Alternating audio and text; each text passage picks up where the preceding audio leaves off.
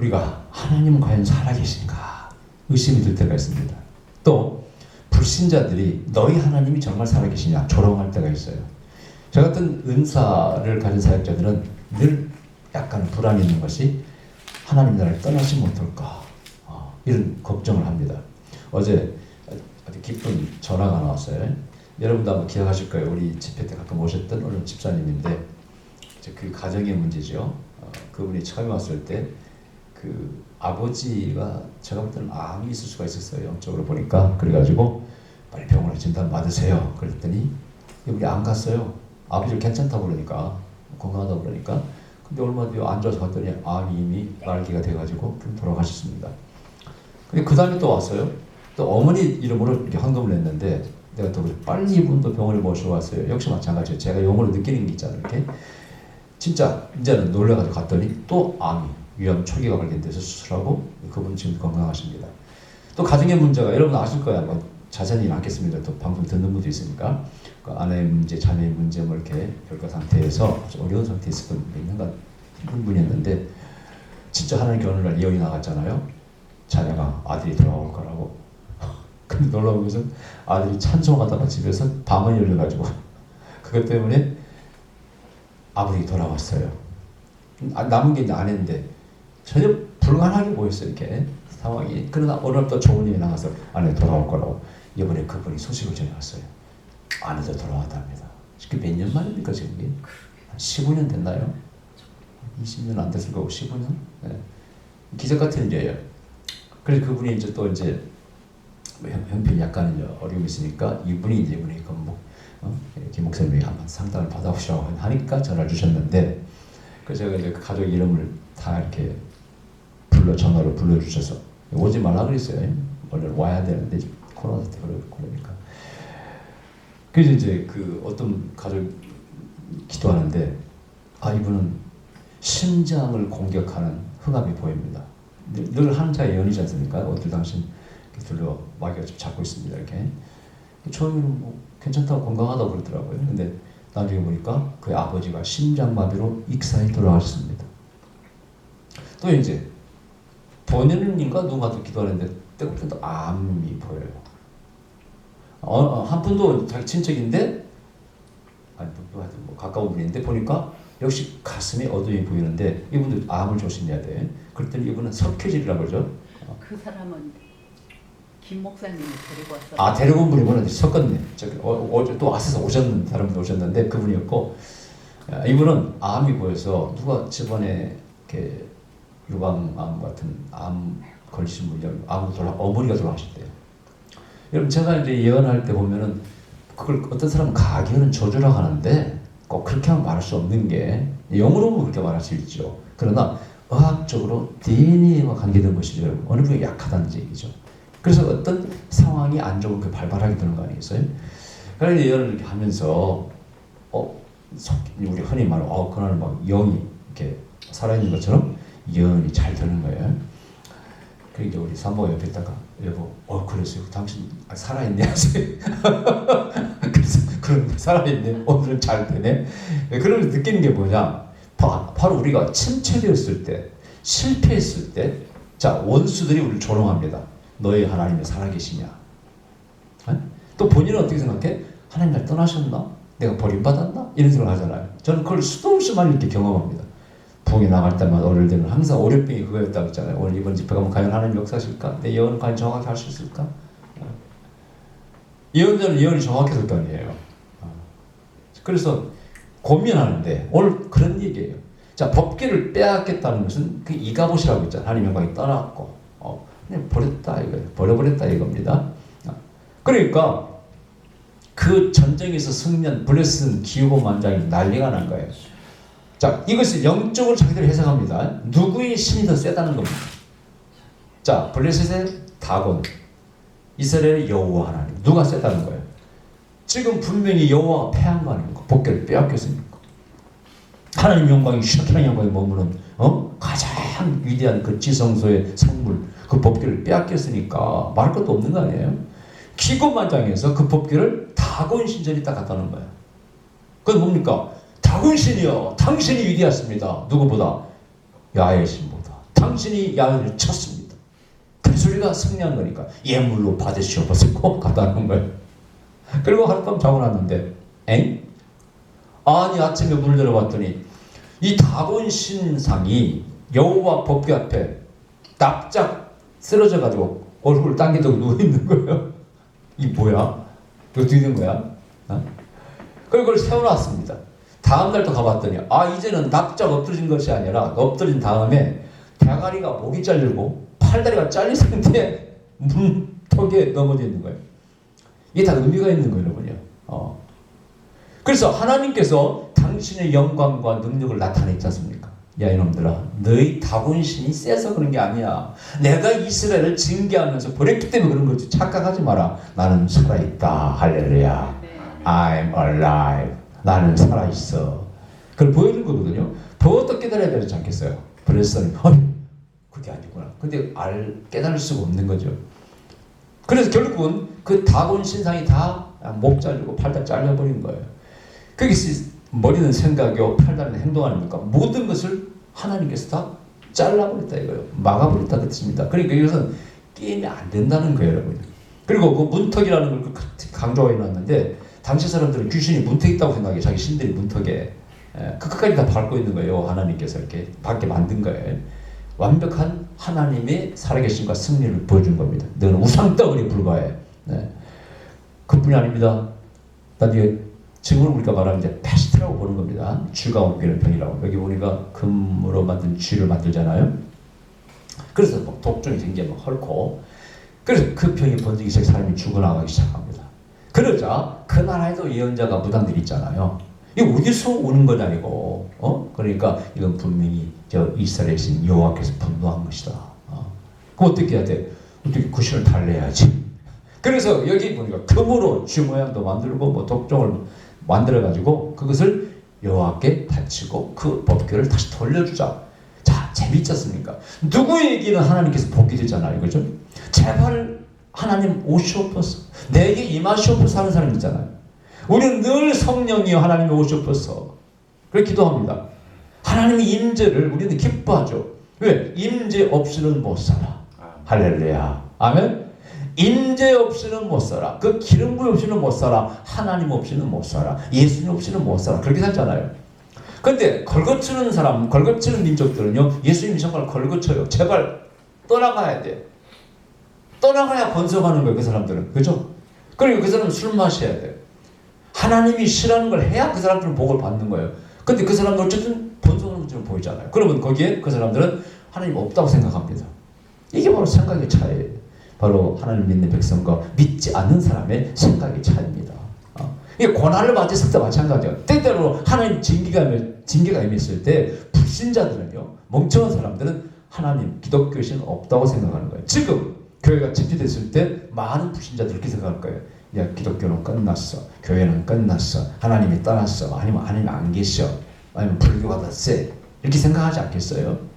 예를 들어 지금 저 아프가니스탄에서는 그 회계도가 어쨌든 장악했으니까 그 강경파들이 회계의 신이 세다 이렇게 생각하지 않겠습니까, 여러분? 착각하지 말라는 거예요. 오늘 그러한 생각을, 우매한 생각을 하는 사람들에게 하나님께서 아주 멋있게 뭔가를 보여주고 계십니다. 아니야! 너희 신은 가짜야. 그건 우상덩어리야. 진짜 살아있는 하나님은 나다. 이것을 보여주고 계시는 겁니다. 아멘. 그래서 신학적으로 아주 중요한 겁니다. 우리가 침체기에 빠졌을 때, 다운되었을 때, 실패했을 때, 조롱거리가 됐을 때 우리 신앙이 이때 이 말씀을 읽어야 돼. 할렐루야. 아니야. 하나님은 살아계셔. 할렐루야. 그래서 이들이 회의를 합니다. 어떻게 할까? 이게 정말 여호와의 신으로 말미암은 것이냐 우연이냐? 막 토론이 벌어진 거예요. 그러자 거기에도 지혜 있는 사람이 있을 거 아니에요. 그럼 실험을 해보자. 어떻게? 이 법궤를 전나는 소, 즉 새끼를 낳은 송아지가 있는 자기 자식이 있는 소 두 마리에다가, 그것도 한 번도 멍에를 안 매본, 경험이 없는데 힘들잖아요. 뭔가 이렇게 안 어울리고 안 맞고, 그런 소에다가 새소리를 만들어서 법궤를 싣고 한번 보내보자. 그래서 이 소가 말없이 가면은 그건 영적인 일이라는 거예요. 분명히 이스라엘 신 하나님께서 그 소를 끌고 간다고 생각하는 겁니다. 그러나 이것들이 지 마음대로 막 돌아다니고 하면은 이것은 우연이다. 한번 실험을 해보자. 제안하니까 그럴싸하네. 그래서 거기 예물을 다 실어, 금으로 만든 거 다 싣고 5 방법을 대표해서 5개씩 다 만들잖아요. 싣고 보내는 거예요. 자, 근데 이것을 하나님께서 뭐라고 말씀하세요? 이것이 바로 헌신과 순종의 모델이라고 말씀하시죠. 벳세메스로 가는 소라고 합니다. 여기 설교 참 많이 한다고 목사님들이. 또 주의 종들이 어떤 자세로 내가 주의 종의 직분을 감당할 것인가 항상 벳세메스로 가는 소에서 답을 얻습니다. 또 이건 100% 예수님의 그림자라고 봅니다. 보세요. 마지막에 소가 제물로 바치지 않습니까? 그래 안 그래요? 마지막으로 소가 목표까지 법궤를 모셔다 놓고 번제물로 바쳐집니다. 누구의 모습입니까? 우리들을 하나님께 인도하시고 우리의 죄를 대신 감당하시고 결국은 십자가에서 화목제물을 바쳐지는 예수님과 너무 흡사하게 닮아있습니다. 그래서 여기서 완전한 헌신과 순종과 희생의 모습을 볼 수 있습니다. 특히 주의 종들이나 평신도 마찬가지입니다. 하나님께 헌신하기를 원하는 사람들은 벳세메스로 가는 소, 이 소에서 배워야 돼요. 자, 첫 번째 뭘? 완전한 버림이에요. 뭘 버렸어요, 이 소가? 뭘 버렸어요? 자기 가장 사랑하는 새끼를 버리고 가는 거 아닙니까? 일부러 전내나는 소, 새끼가 있는 소를 택한 거예요. 항상 여러분, 모성애는 아주 무시무시한 겁니다. 여러분, 모성애라는 것은 여러분, 새들이 뱀과 싸우는 거 보셨죠? 뭐 유튜브 많이 나오잖아요. 자기 새끼를 먹으려고 하니까 뭐 목숨 걸고 싸우잖아요. 저는 그 유튜브에서 힐링을 위해서 진돗개들을 많이 봐. 진돗 키우는 사람들 이렇게 보면은 우리 개라 그런지 정의가 희한하대고 뭐 세버트 아무리 먹는 개가 있어도 별로 정의한가. 그 진돗개면서 영리한 개들이 있어요. 리트리버 이런 거 참 영리하더라고. 뭐 심부름 잘하고 그래도 정의한가. 이상하게 우리 것이 정의가 진돗개가 정의가고 풍산개가 정의가고 일본의 진돗개 이번에 풍산개. 근데 희한하게 우리 민족의 고유한 성품을 많이 닮았어요. 아주 의리 있고 복종적이고 이 진돗개는요 주인 앞에서는요 어른이 되면 한테 구두가 그렇게 순종하고 복종합니다. 다른 개는 안 그래요. 진돗개만 그렇습니다. 그 일본 개가 뭐예요? 그저 뭐죠? 방귀 뜨는 게 약간 작은 게 있잖아요. 이거 뭐야? 아니 일본 개 있어요. 그저 진돗개 비슷해가지고 조금 작은 거.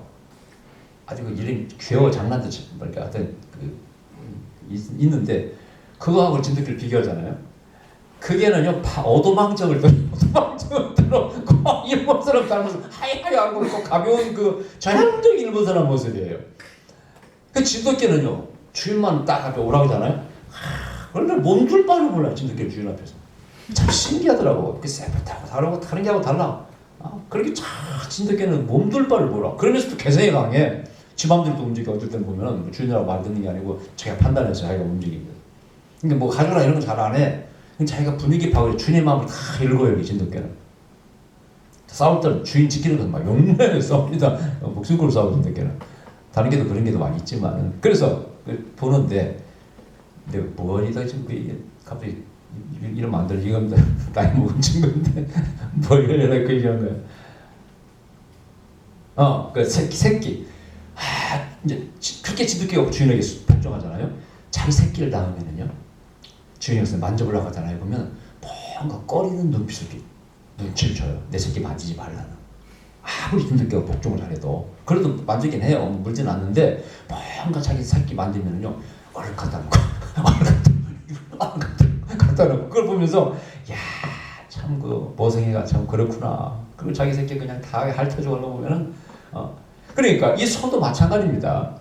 새끼가 있는 소라는 것은 그만큼 모성이 강하기 때문에 어떤 영적인 까라는 힘보다 모성이를 따라 움직일 것이라는 거예요. 새끼 짓을 박을 거라는 거예요. 근데 이 소가 어떻게 새끼를 버려두고 어떤 알 수 없는 힘에 이끌려서 새술에 담긴 그 법궤를 끌고 가는 거 아닙니까? 여기서 우리가 첫 번째 순종에 있어서는 모든 걸 버려야 돼. 주님께서 젊은 청년에게 말씀하시잖아요. 저도 주님을 따르고 싶습니다. 야, 너의 가족을 버리고 재물 버리고 날 따라와. 예? 뭐 그런 게 다 있습니까? 어떻게 버리고 따라갑니까?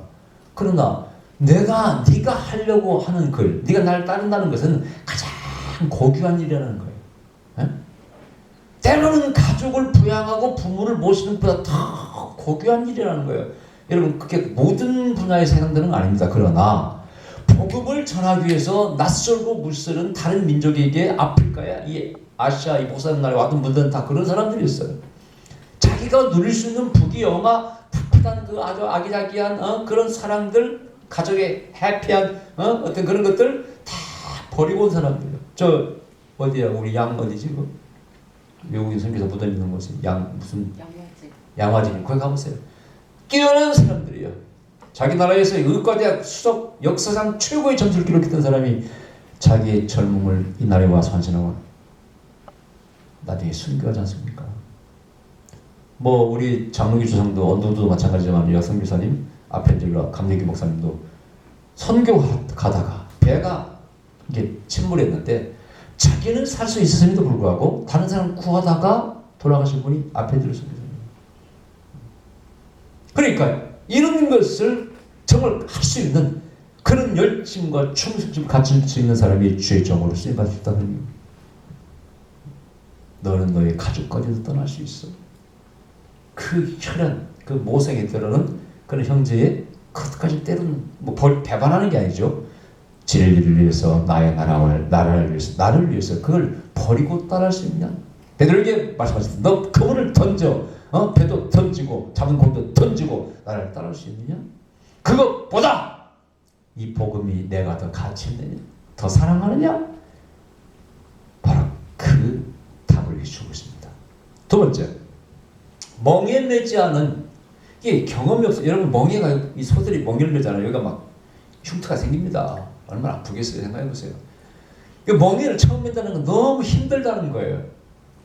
주의 종으로 하나님의 종으로 살아간다는 게 쉬운 게 아니라는 거예요. 저도 항상 느끼는 것이 목사로 살아가는 게 제일 힘든 게 목사답게 행동하는 게 어려워요.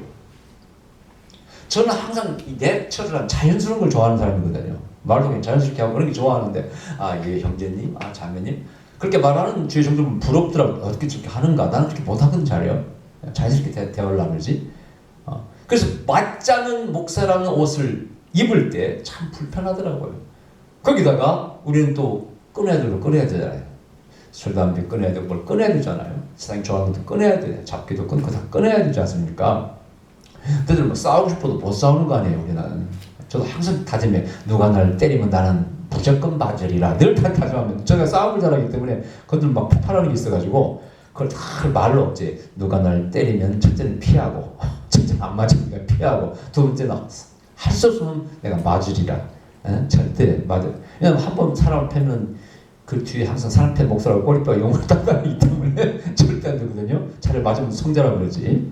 강도나 이런 건 예외고 강도 도둑 넘으면 저도 이렇게 제 매뉴얼이 들어있어요. 무조건 까부린다는 게 들어있어요. 그러나 그 외에는 무조건 나는 맞아줄 것이다. 이게 막 다른 쇠뇌를 지켜요. 근데 목사라는 것도 그렇고 정말 성직이라는 게 안 맞는 옷이 저의 그 본성이 안 맞는 옷이에요. 근데 이것은 안 맞다기보다 더 힘든 거예요. 까지는 겁니다. 피가 나는 겁니다. 알배기는 겁니다.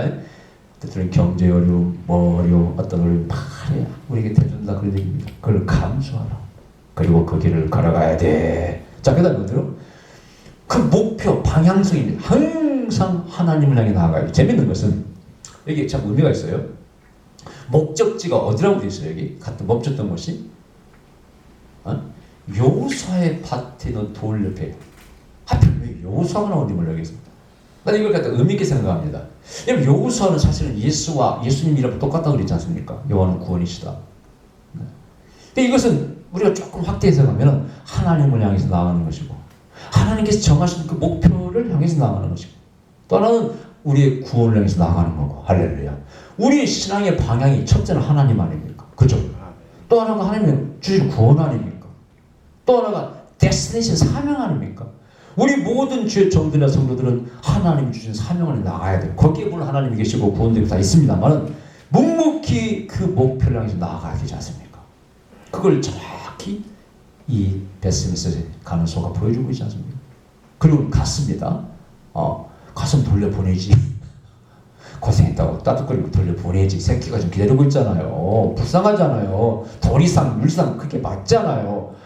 근데 이스라엘 사람들이 잡아서 세상에 번제로 가져버렸다고 그랬어요. 완전한 희생이에요. 완전한 희생이 자기의 생명을 바침으로써 사명이 끝납니다. 제가 볼 때 선교사님들 얘기 같아요. 저는 한국에 와서 순교하는 분들 계시고 또 뭐 중국이나 일본이나 많이 순교한 선교사님들 얘기를 듣습니다만은 그분들의 삶 보면 이런 거예요. 이런 거예요. 때로는 그 물 뭐 이런 문화가 다른 곳에서 힘들어서 토종병이 걸려요. 그래가지고 아내 잃고 자식을 잃고 그들의 일기장에다 그 슬픔을 기록해놔. 그럼에도 불구하고 나는 이 길을 가겠습니다 하고 선교사님 일기장에 다 기록되어 있습니다. 그리고 결국 여기서 희생을 해요. 또 순교합니다. 정말 완전한 희생. 때로는 하나님께서 그것을 우리에게 요구하신단 말이죠. 여러분 이사야, 예레미야 다 아시다시피 목 잘려 순교 다 순교하지 않습니까? 옳은 말 전하고 하나님 말씀 전하다가 순교하지 않습니까? 그래서 제가 목사 안수 받을 때 대성통곡을 하며 우는 것이 뭐냐? 나도 이제 때로는 간혹 잘 모르겠습니다만은 만약에 그런 일이 생기면은 이사야처럼 예레미야처럼 하나님께 내 목숨을 바쳐줄 때도 있을지 않을까? 나는 이제 이 길을 걸어가면 다시는 세상으로 돌아갈 수 없고 이 소처럼 가야 되지 않겠습니까? 완전한 헌신의 길을 가야 되지. 이런 생각이 드니까 하염없이 통곡이 나오더라고요. 진짜. 거의 한참 울었네 진짜. 그러면서 양수관 그 의미를 생각하면서 거의 울었어요. 다시는 돌아갈 수 없는 길이다. 자, 이게 바로 사명자의 하나님의 종들의 완전한 헌신한 사람들의 길입니다. 자기 자신과 생각을 다 바쳐버렸다는 거예요. 자, 그러므로 하나님은 이스라엘 민족은 다시 회복되기 받아 이제 돌아오셨죠. 어떻게 보면은. 근데 저 이방 세계에 그 족장들, 방백들, 예언자들, 무당들이 깨달은 거예요. 이게 이스라엘 여호와로 이스라엘 하나님 여호와로 말미암은 거로구나. 어떻게 소가 어떤 힘에 이끌려 가냐 이거예요. 신기하다는 거예요. 그러므로 결국 하나님이 살아계심을 다시 나타나게 됩니다. 하나님의 영광이 회복되는 것이죠. 여기서 깨달을 게 있어요. 우리가 과연 하나님의 영광을 훼손할 수 있을까요? 없어요. 자, 한번 생각해 보세요. 내가 하나님께 영광을 돌리면 그것이 또 크게 영광이 됩니까? 내가 늘 하는 얘기. 태양이 구름이 끼었다 할지라도 구름 뒤에서 밝게 비치고 있는 것처럼 하나님의 영광은 이 우주 가운데 항상 찬란하게 비치고 있습니다. 잠시 구름이 낀다고 해서 해가 없어지는 게 아니에요. 빛이 가려졌을 뿐이죠. 다시 맑은 날이 옵니다. 기독교 역사 보면요, 침체, 또 부흥이 반복됩니다. 사사기처럼 기독교 역사도 마찬가지예요. 중세시대에 완전히 캐톨릭으로 말면 망했지 않습니까? 윤리도 없었습니다. 죄악이 만연했습니다. 돈을 탐욕스러운 사제들이 많았습니다. 명예를 좋아하는 그런 종들이 많았습니다. 끝나버린 것처럼 보입니다. 그러나 항상 끝나지 않아요. 개신교도 마찬가지예요. 항상 침체와 부흥을 같이 경험하는데 끝났다고 끝나는 게 아니고 다시 때가 되면은 어둠이 그치고 하나님께서는 하나님의 종들을, 영적인 종들을 이렇게 세우십니다. 할렐루야. 옛날 영국도 마찬가지. 우리 웨슬리 목사님이라든가 또 미국의 찰스 펜이라든가 한국의 마찬가지 유명한 동선 계시잖아요. 어두운 때 또 하나님께서 샛별처럼 누구를 탁 이렇게 세우시는 거예요. 하나님은 살아계신다고요. 그래서 때로는 영광을 내가 가린다고 생각하는데 올바른 생각은 맞죠. 그러나 우리가 그렇게 영광이 가려지지 않아요. 난 지금도 한국교회 내가 살아온 시대에 충격적인 사건이 몇 번 있었는데 어느 대형교회 목사님이 외국에 나가시다가 공항에서 달러를 많이 서재해가지고 도자기 안에 감축하다가 잡혔잖아요. 그때 엄청난 충격을 받았어요. 우리 목사들이. 여러분도 마찬가지였죠. 다. 한국교회 망했다. 이렇게 창피를 당하고 이제 어떻게 교회가 부흥이 되겠냐. 하나님 영광을 너무 가렸다 이거예요. 가린 건 맞아요. 우리 그래서는 안 되죠. 그죠? 근데 그렇다고 교회가 망하지 않았습니다. 성령운동은 그 뒤에 강력하게 한국교회에 일어났습니다. 영성운동이 그 뒤에 일어났습니다. 여러분. 그 전에 있었던 게 아니에요. 강력하게 영성운동이 일어났습니다. 기적이 일어났습니다. 그걸 보면서 우리가 영광을 가린다고 가리는 것도 아니고 내가 또 영광을 크게 돌렸다고 할렐루야 한다고 해서 크게 영광을 돌리는 게 아니라 하나님의 영광을 항상 찬란하게 메이저스트라고 그 조람이 빛나고 있습니다. 할렐루야. 아멘. 다만 때로 간혹 구름이 끼었다 벗겨지고 하는 것이죠. 우리 인생도 마찬가지예요. 내 인생에서도 하나님의 영광이 빛이 비춰올 때가 있고 때로는 마귀가 이렇게 막을 때가 있고 그때는 영적으로나 신앙적으로 침착이 되는 것도 윤리에서 벗어날 수도 있어요. 그러나 하나님께서 깨우침을 주시고 다시 이렇게 세우시고 일어나게 하셔 큰 분의 빛을 우리 얼굴에 비춰주십니다. 너는 하나님 얼굴을 바라라. 네 얼굴을 도우시는 여호와 하나님을 바라라. 할렐루야. 여러분 침체되었습니까? 다시 회복하시면 됩니다. 하나님 언제나 살아계십니다. 기도드립시다. 그러신 우리 아버지 감사드립니다. 이